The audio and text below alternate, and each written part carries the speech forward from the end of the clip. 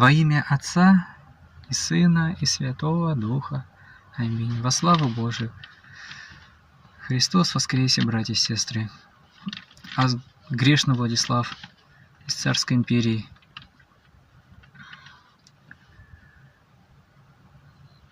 Протестую против пунктов 2-29 Конституции РФ, которые хулят Господа нашего Иисуса Христа, и в поддержку батюшки государя нашей Зосимы укрепления. И хочу за Господа заступиться, за Пресвятую Троицу. Отрекаюсь от этих сатанинских,